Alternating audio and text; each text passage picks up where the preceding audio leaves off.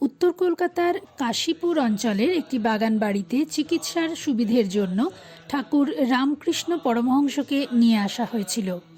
১ জানুয়ারি একটু সুস্থ বোধ করায় তিনি বাগানে হাঁটতে বেরিয়েছিলেন। সেখানেই তার বিশেষ অনুগামী নাট্যকার গিরিশচন্দ্র ঘোষকে ঠাকুর জিজ্ঞাসা করেছিলেন, তোমার কি মনে হয় আমি কে? প্রশ্ন শুনে কিছুটা থমকে গিয়ে গিরিশবাবু উত্তর দিয়েছিলেন, মানব কল্যাণের জন্য মর্তে অবতীর্ণ ঈশ্বরের এক অবতার। এই কথা শুনে সেদিন ঠাকুর বলেছিলেন, আমি আর কি বলবো, তোমাদের চৈতন্য হোক।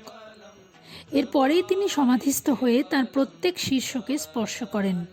সেই সময় যাঁরাই তার স্পর্শ পেয়েছিলেন তাদের প্রত্যেকেরই আলাদা অনুভূতি হয়েছিল, তা তারা সকলেই স্বীকার করেছেন।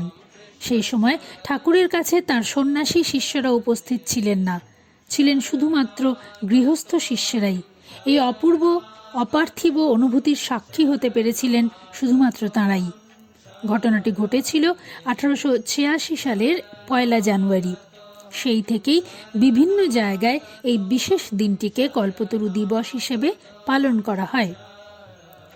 কাশীপুর উদ্যানবাটিতে একটি গাছের তলায় দাঁড়িয়ে পরমহংস সমাধিস্থ হয়েছিলেন, তাই এখানে এবং দক্ষিণেশ্বর কালী মন্দিরে দিনটি মহা ধুমধামের সঙ্গে উদযাপিত হয়ে থাকে।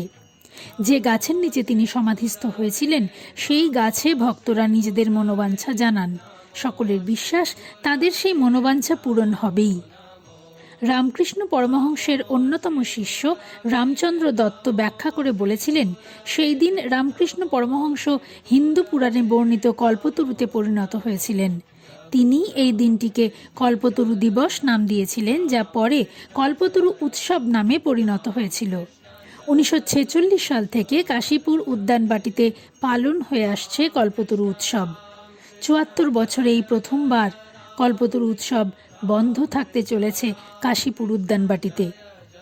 করোনা আবহের জন্য ১ জানুয়ারি থেকে ৩রা জানুয়ারি পর্যন্ত বন্ধ থাকবে উদ্যানবাটির ফটক।